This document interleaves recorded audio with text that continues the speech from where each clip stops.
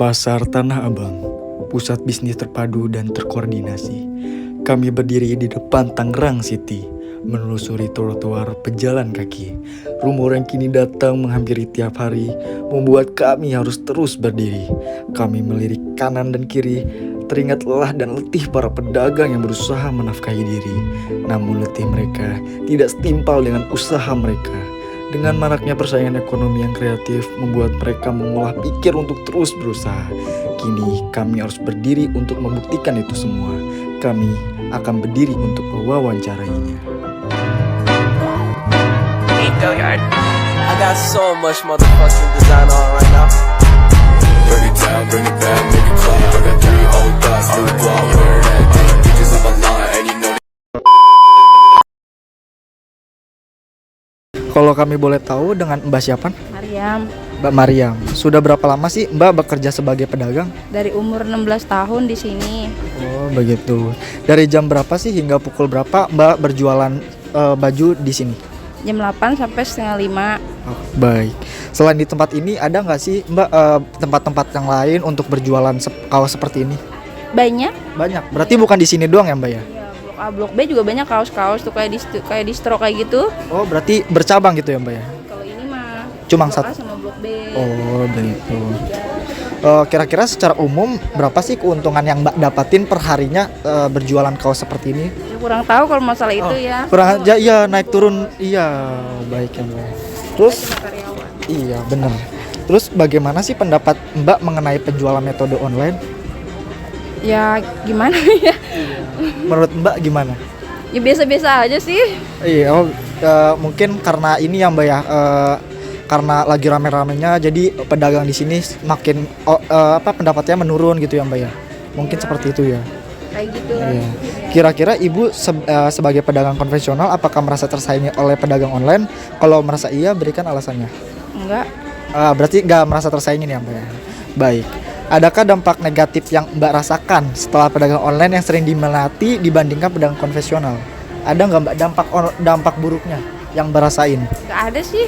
Nggak ada. Berarti di sini berjalan lancar ya Mbak ya? Iya, alhamdulillah. setiap hari Alhamdulillah, ada. alhamdulillah.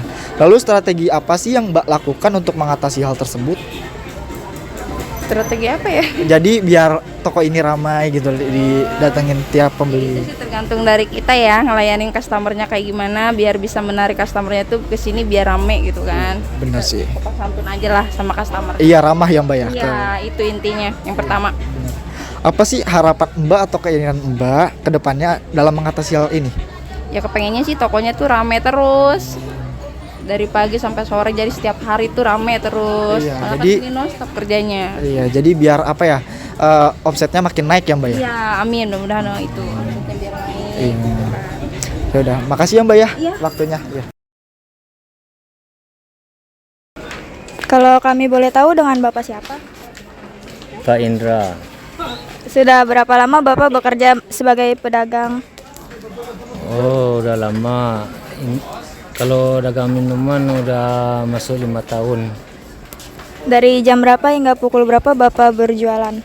Jam 10 sampai jam 5. Selain di tempat ini, adakah tempat lain untuk Bapak berjualan? Ada. Ini kan cuman tempat istirahat doang kan. Biasanya keliling. Secara umum, berapa keuntungan yang Bapak dapat dalam sehari? Oh, jauh menurun dari biasanya. Bagaimana pendapat Bapak mengenai penjualan metode online kemarin? Kurang apa? Pokoknya kurang lah. Kira-kira Bapak sebagai pedagang konvensional, apakah merasa tersaingi oleh pedagang online? Kalau Bapak merasa tersaingi, berikan alasannya. Biasanya kalau kayak kaki lima, kalau ramai kaki lima kan, alhamdulillah minuman lumayan juga. Tapi sejak itulah online kan harus keliling, nggak bisa mangkal-mangkal duduk-duduk dagang kan. Ini kebetulan hari Jumat gitu. Jadi bisa mangkal gitu ya? Iya. Orang masalahnya kan banyak nggak buka. Nah, kalau besok baru penuh nih kaki lima nih, yang nggak buka tuh buka semua itu. Adakah dampak negatif yang Bapak rasakan setelah perdagangan online lebih sering diminati dibanding pedagang konvensional? Enggak. Lalu strategi apa yang Bapak lakukan untuk mengatasi hal tersebut? Kalau menurut saya cuman bisa jalanin doang gitu. Apa harapan dan keinginan Bapak ke depannya dalam mengatasi masalah ini? Ya kemarin kan ada demo apa kan, demo TikTok apa segala macam kan online. Tapi entah apa jawabannya nggak tahu. Ribuan orang tuh. Lihat aja pasar sekarang kan kayak Metro, Blok A, Blok B sepi. Biasanya ramai pembeli itu kan. Nah itu sekarang bisa lari-lari. Jadi lebih luas. Iya luas. Terima kasih ya Pak. Tahu dengan Bapak siapa? Agus Setiawan, Sudah berapa lama Bapak bekerja di sini? 20 tahun kurang lebih. Dari jam berapa hingga pukul berapa? Dari jam 8 sampai jam 8 malam. Selain di tempat ini, adakah Bapak berjaga di tempat lain, atau keliling gitu? Paling kalau malam kontrol patroli gitu. Bagaimana pendapat Bapak mengenai penjualan metode online?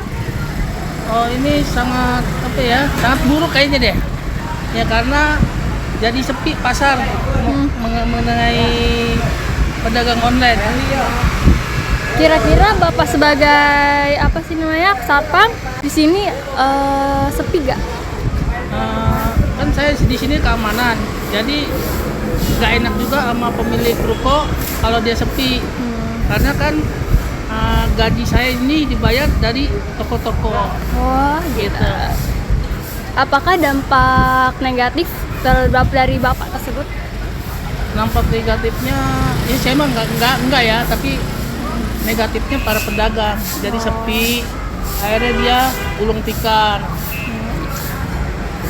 Apa harapan Bapak atau keinginan Bapak ke depannya dalam mengatasi masalah ini? Biar supaya tuh pedagang online ditutup kembali gitu. Jadi pedagang-pedagang pasar tradisional jadi kembali normal lagi. Oh, kalau gitu terima kasih ya Pak. Yeah. Kalau kami boleh tahu dengan Bapak siapa? Mahmud, Sudah berapa lama Bapak bekerja sebagai supir bajai? 25 tahun. Dari jam berapa hingga pukul berapa Bapak menjadi supir bajai? Dari pagi jam 5:30 sampai jam 5:30 juga. Selain di tempat ini, adakah tempat lain untuk Bapak menjadi supir bajai gitu? Kalau buat usaha, emang disinilah letaknya untuk cari duit. Secara umum, berapa keuntungan yang Bapak dapatkan dalam sehari? Kalau kalau keuntungan nggak tentu sih. Ya dapat lah, hanya sekedar buat jajan-jajan anak di rumah lah. Bagaimana pendapat Bapak mengenai penjualan metode online? Ya kalau bisa sih jangan sampai berlebihan lah. Kalau untuk cari keuntungan semata gitu kan. Gitu. Kesian pedagang-pedagang yang lain. Kira-kira Bapak sebagai pandangan konvensional, apakah merasa tersaingi oleh pedagang online?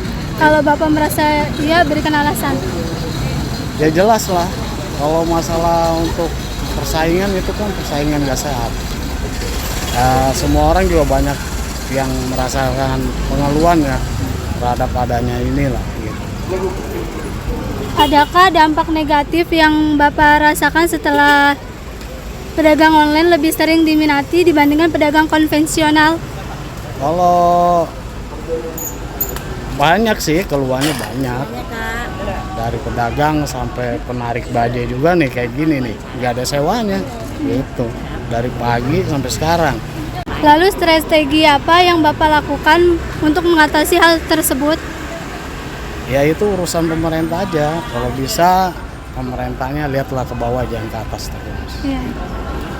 Apa harapan Bapak atau keinginan Bapak ke depan dalam mengatasi masalah ini? Utama perubahan ya, untuk cari rezeki di jalan ini, khususnya untuk pedagang-pedagang juga lah. Terima kasih Pak.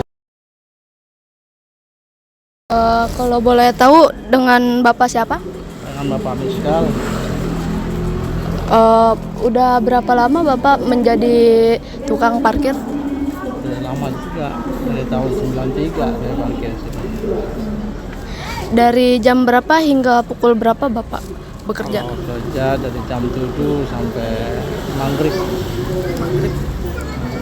Secara umum keuntungan yang Bapak dapatkan dalam tukang parkir berapa? Kurang tahu ya, kalau kita kan sebagai karyawan, kan setor aja yang terus orang di loket, orang dalam di office SPM-nya. Kalau kita nggak tahu.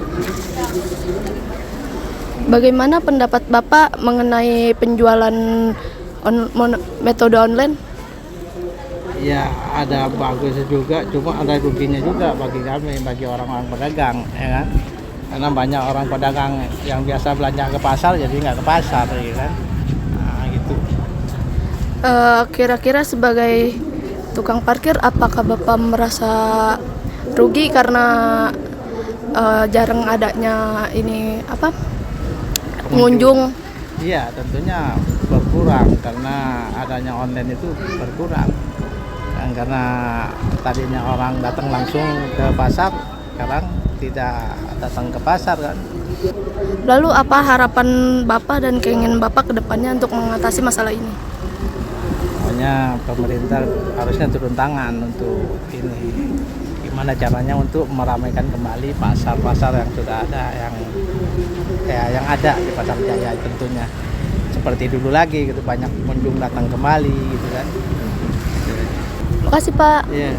Kesimpulan dari wawancara hari ini ialah 30% pedagang tidak merasa dirugikan oleh persaingan e-commerce dan 80% pedagang sangat merasakan pahitnya persaingan antara pedagang konvensional dengan pedagang e-commerce. Harapan mereka ke depannya yaitu menciptakan persaingan yang sehat dengan cara memisahkan e-commerce dengan sosial media agar kesetaraan dalam persaingan yang sehat terjadi di dalam dunia perdagangan di Indonesia. Demikianlah kegiatan wawancara kami pada hari ini. Kurang lebihnya mohon maaf. Billahi taufiq wal hidayah. Wassalamualaikum warahmatullahi wabarakatuh.